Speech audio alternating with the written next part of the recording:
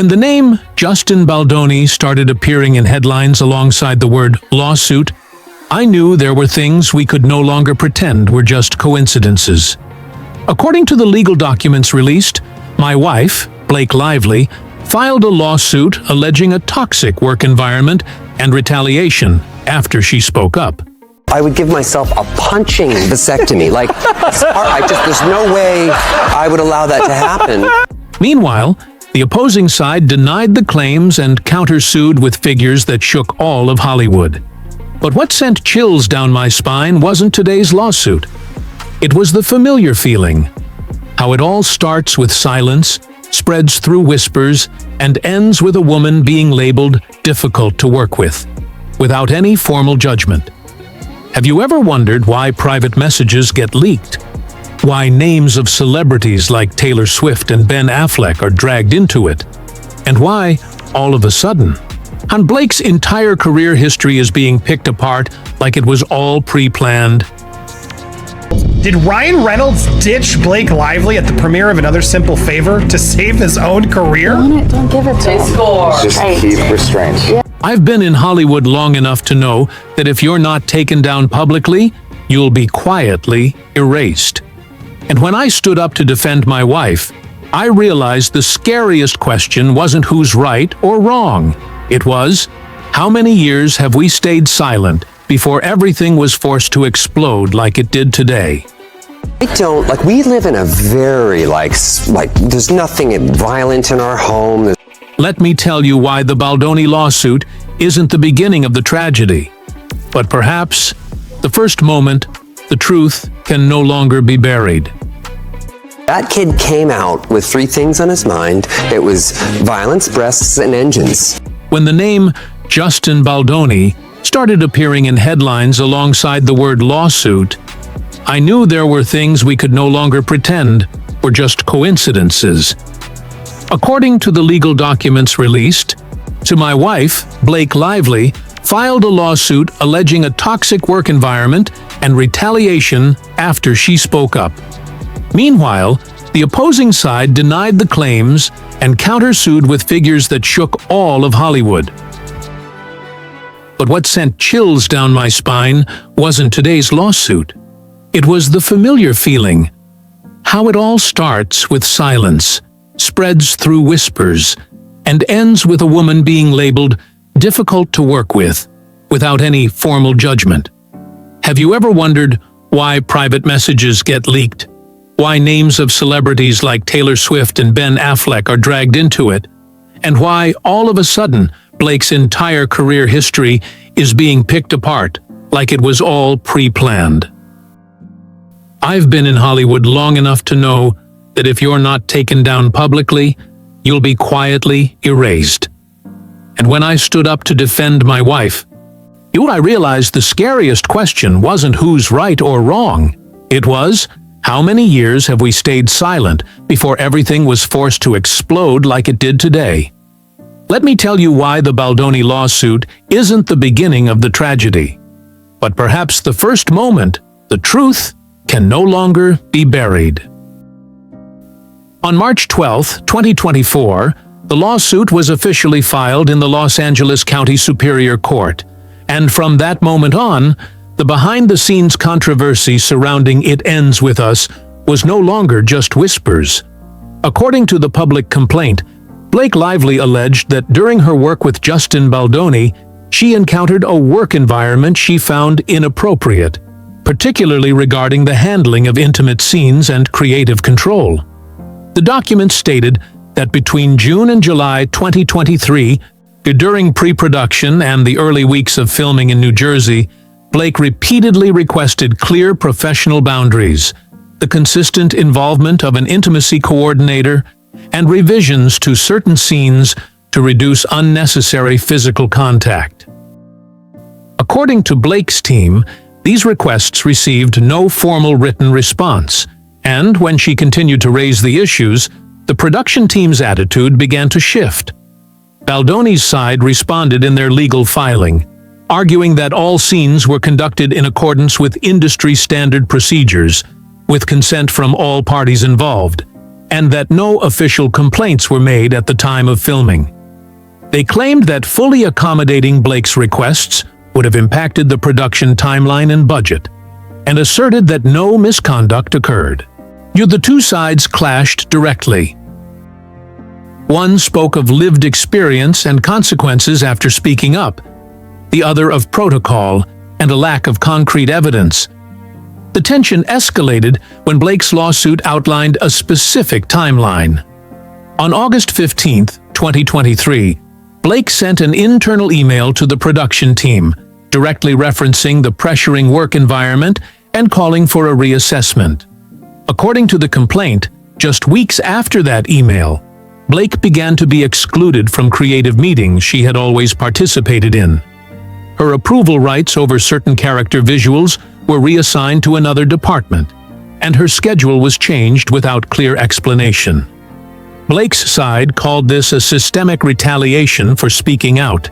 And Baldoni's team countered that these were routine production decisions unrelated to the complaint, and that no legal evidence supported a direct connection between the two events. Only 3 days after the lawsuit was filed, on March 15, 2024, Baldoni's team filed a countersuit seeking damages in the hundreds of millions of dollars, alleging that Blake's statements and actions, along with those of her team, had severely harmed his reputation and career opportunities. In this countersuit, several private messages were cited, which, according to their argument, suggested the media narrative had been shaped in advance. Blake's team responded that the messages were taken out of context, did not indicate any intent to manipulate public opinion, and that the countersuit was an intimidation tactic aimed at pressuring a whistleblower. And in early April 2024, the first court hearing took place, and the judge's focus wasn't on who was right or wrong, but on 3 very specific legal questions. Was there a clear timeline linking Blake's complaint to the changes in production? Could silence, delays, or altered authority be considered retaliation under labor law?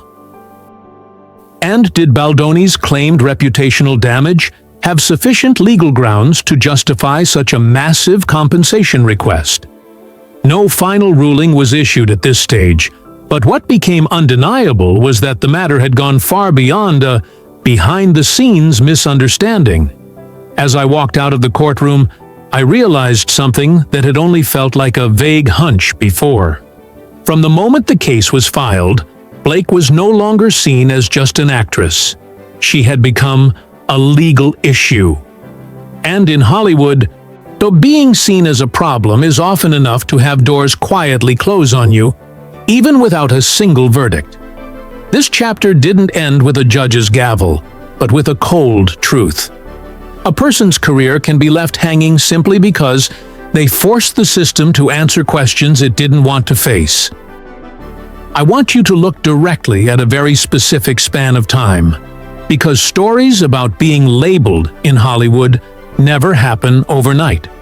From 2015 to 2022, Blake Lively's career didn't collapse in some dramatic fashion.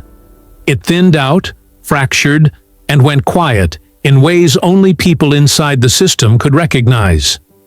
In 2015, Blake stepped away from Gossip Girl as an A-list star, appeared at Cannes with The Age of Adeline, landed major fashion deals, and was praised in the media as a self-managed star.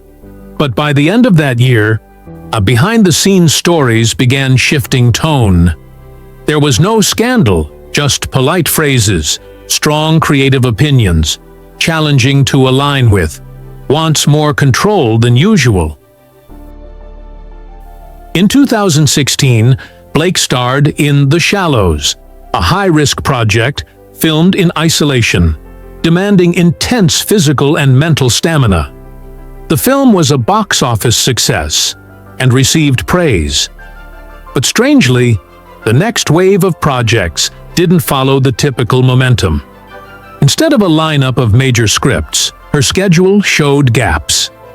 In meetings I attended, producer dinners, quiet industry conversations, I kept hearing the same thing. She's great, but we need someone easier to work with for this timeline. No one said, don't hire Blake. They just said, there's a safer option. In 2017, Blake appeared in All I See Is You, an indie film. The critical reception was mixed, but the real story was the scaled-back marketing campaign. Not due to budget, just because it didn't need a push.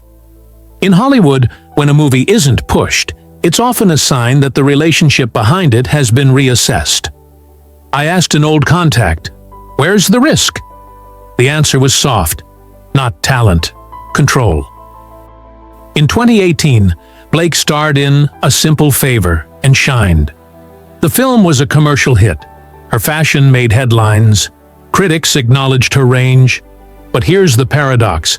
Despite the success, the A-list project offers didn't pile up. Instead, came long conversations, followed by no follow-up email.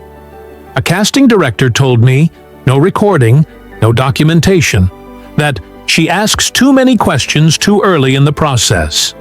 Here, asking questions isn't a crime. But in a system where actors are expected to show up last and take direction, asking early is seen as jamming the gears. From 2019 to 2020, as Hollywood reeled from the pandemic, many deals were frozen. It conveniently masked what was happening to Blake. Her absence explained away by the global pause. But I looked at the list of projects that resumed first after reopening and noticed Blake's name wasn't on any of them. No one said she was dropped. They just said scheduling didn't align, the role shifted direction. We need someone more adaptable to the new workflow. In 2021, Blake appeared in The Rhythm Section, a delayed project released under tough circumstances. The film underperformed, and media quickly shifted from discussing her acting to critiquing her project choices. In Hollywood, here's when the conversation changes from how you perform to what you choose. It's a sign the system is rewriting your narrative. A producer told me bluntly, "She's smart, but we need smoother." That word, smoother, sounded to me like a polite full stop. In 2022, Blake made a cameo in Bullet Train. She showed up, sparked interest, and then disappeared from the main conversation. That was the year streaming platforms raced to sign exclusives, and actors with creative voices were being courted, but not all of them. Blake didn't land a long-term deal. In meetings, when I asked why, the answer always came back to the same idea. We don't want creative control risk at this stage. No one made accusations. No one wrote it down. It was all verbal, passed from room to room. What's important to understand is how the system works. To unhirable is rarely declared. It moves through a series of subtle signals, schedules reshuffled, roles reduced, marketing quieted, emails unreturned. For Blake, those signals accumulated over time into an invisible record. And once that record exists, every future decision seems reasonable on the surface. I asked an entertainment lawyer, off the record, if there's any way to push back. He said, "You can't sue what was never written down." Throughout that period, Blake maintained her professionalism. She never called anyone out publicly. She didn't fight back in the press. I used to believe that silence was the right strategy, but in hindsight, that very silence allowed a different narrative to take hold. A story that needed no evidence, only enough repetition. She's difficult. She's controlling. She slows things down. Every time, another door quietly closed. When It Ends With Us came along, many saw it as a comeback, but to me, it felt like a final test. Could Blake function in a system where creative control, professional boundaries, and production speed had to be openly negotiated? What happened next? You've already seen in the court filings. But to understand why it all exploded, you have to see the tracks were laid years ago. Not out of personal malice, but from a systems fear of those who ask questions. I tell this chapter not to ask for pity. I tell it so you can see an uncomfortable truth. Hollywood doesn't punish you for being wrong. It punishes you for making the system explain itself. And when you force it to explain, it chooses to stop calling you. No headlines, no lawsuits, to just silence. Long enough for the outside world to believe maybe she just doesn't fit anymore. Right before everything stepped into the courtroom's light. And the question I can't escape, the one that leads directly into the next chapter, is this. If the lawsuit hadn't happened, how much longer would those soft signals have quietly shaped Blake's fate? And more importantly, how many others have walked that path without ever speaking a word? At the end of March 2024, just a few days after the lawsuit was filed, I realized this story would not stay confined to the courtroom. It spilled out into the world faster than any film publicity campaign I had ever seen. The American entertainment media all reported it not as a labor dispute, but as a new Hollywood power battle in the post-#MeToo era. Blake Lively's name appeared next to heavy terms like allegations, retaliation, and hostile work environment. Justin Baldoni's name was paired with denial, counterclaim, and defamation. There was no neutral gray zone left. Every headline forced the reader to pick a side. In early April, when the preliminary hearing took place, I started to see the impact of the media even more than the legal impact. News outlets didn't wait for a verdict. They dissected every detail in the filings, every phrase in the counterclaim, every snippet of internal email. Legal commentators on cable TV debated publicly whether prolonged silence could legally constitute retaliation. On social media, short video clips spread at breakneck speed, turning a complex dispute into binary questions. Believe or don't believe. So the first major escalation came when a set of private messages were unsealed in the counterclaim and began to appear in the press.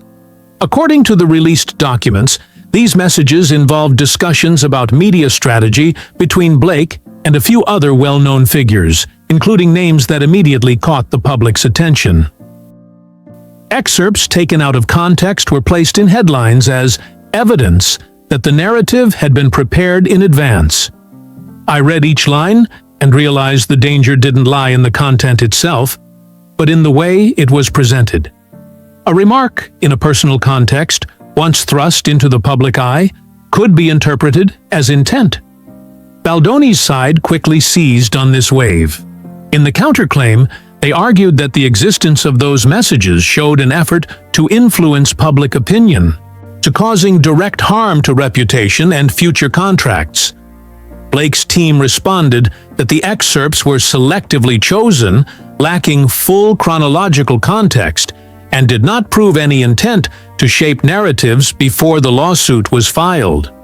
But by then, the fight had moved beyond pure legal logic. It became an emotional battle, and emotion is what drives the media. I remember one evening in early April when major gossip sites simultaneously published analyses about Ryan Reynolds' silence. I was labeled as strategizing, crafting a media play. The truth was simpler. I was weighing every word because I understood that each public statement of mine would become indirect evidence, whether I wanted it to or not. But that silence couldn't last. When the leaked messages began circulating with accusatory framing, and I knew that saying nothing was also a choice. And it was a choice that would let the story drift away from the truth.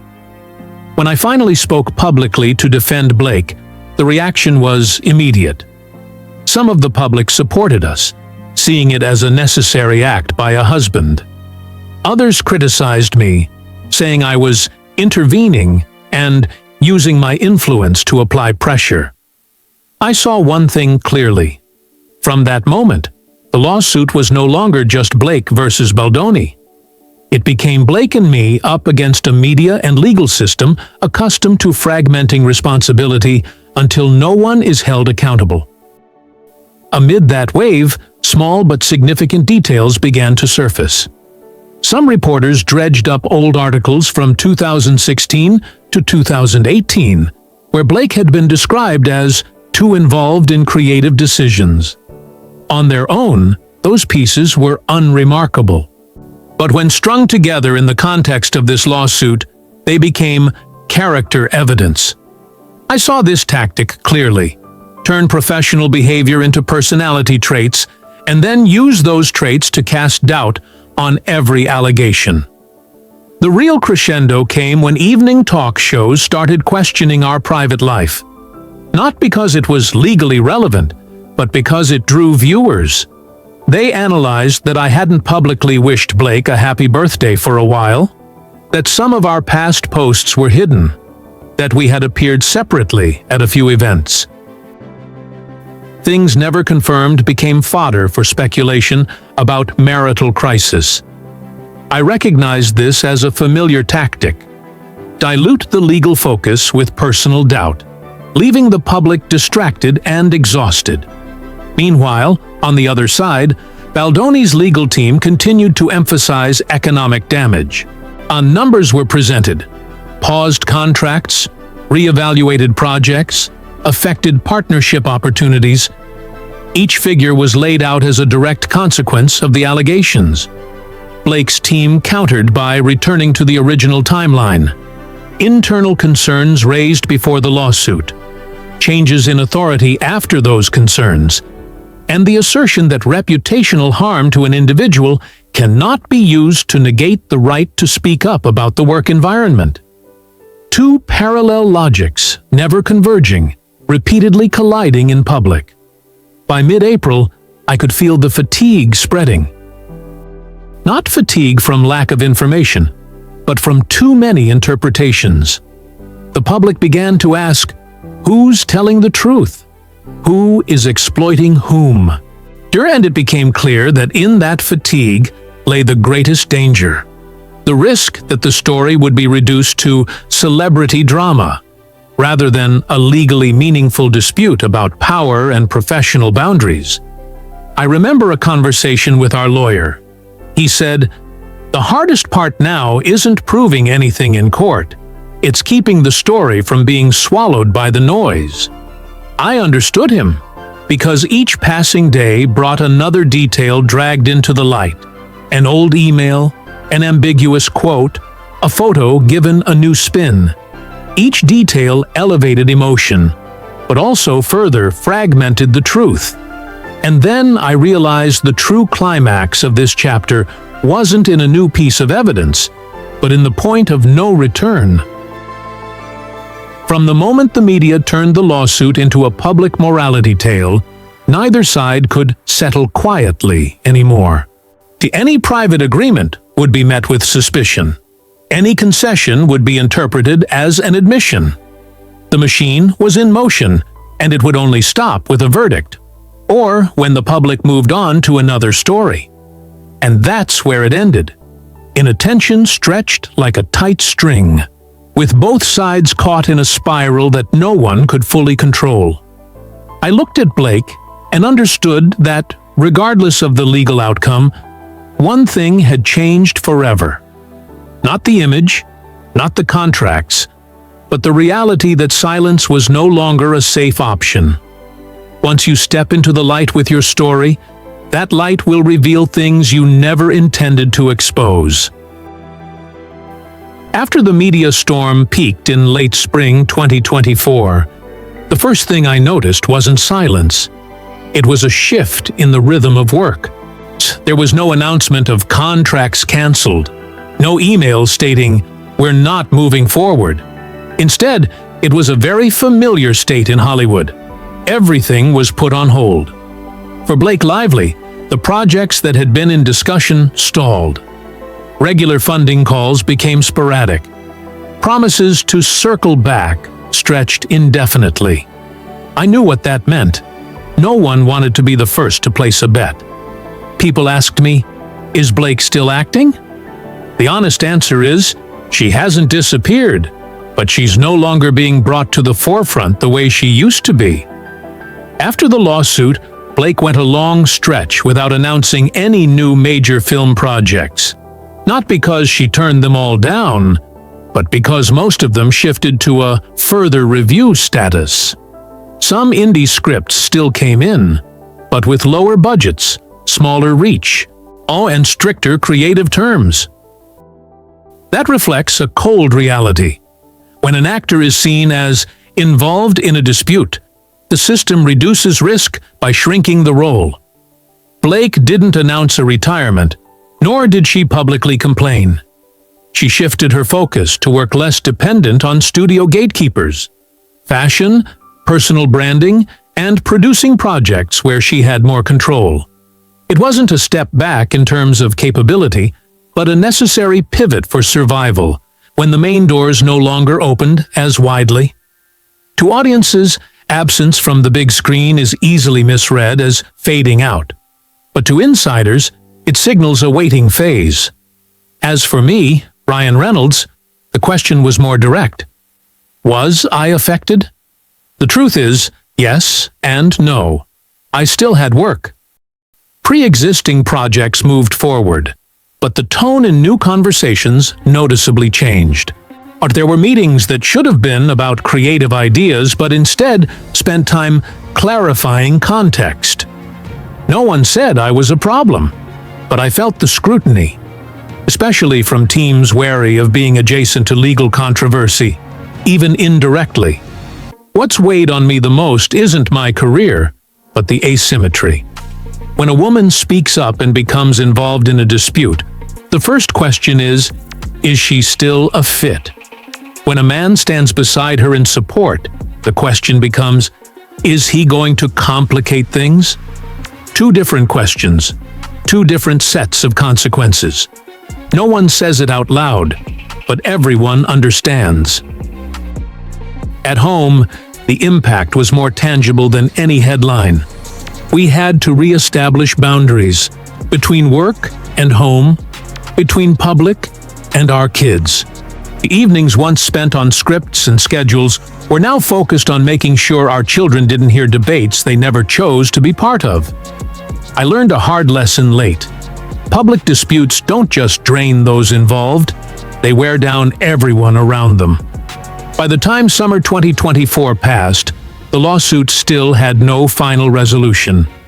As usual, Hollywood began shifting its attention to a different story.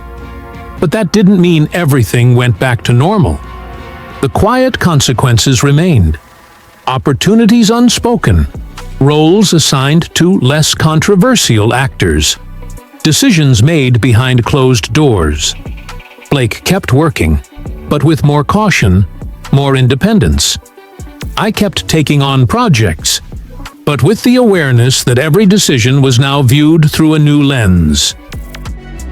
And the biggest question still lingers, not just for us, but for anyone watching this unfold.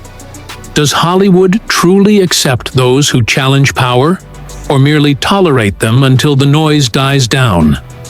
No one has a definitive answer. Only time. And the projects that are signed or never signed will speak for itself. By the end of 2024, when all the filings had been submitted, and the lawyers on both sides had stopped arguing with emotion and started parsing dry legal language, I realized the most important question was no longer who was right or wrong. The question the entire industry was waiting for was, what happens next, after the verdict?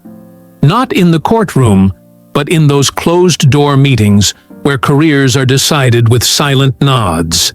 If Blake wins, if the court determines that her complaints about the work environment were valid, and that her being sidelined afterward constituted retaliation, then legally, that would be a clear victory. But I've been in Hollywood long enough to know, a legal win does not equal a career win. In that scenario, Blake would be publicly praised as a symbol of courage. Articles would celebrate her bravery, her role in a new chapter of #MeToo. But behind closed doors, in rooms without recorders, another question would be whispered. Would working with her make a project more sensitive? If she wins, Blake could return, but not immediately, and not in the same way. She'd be offered roles in message-driven films, indie projects, characters that embody resilience. It would be a selective comeback, framed within a particular image. Hollywood is excellent at embracing someone, as long as they stay in the box the industry assigns them. And the question is, will Blake accept staying in that frame for the rest of her career? If Blake loses, if the court finds insufficient grounds to uphold the claims, or if the case ends without a clear ruling, the fallout would be colder, more silent. No one would have to declare her wrong. All it would take is collective silence.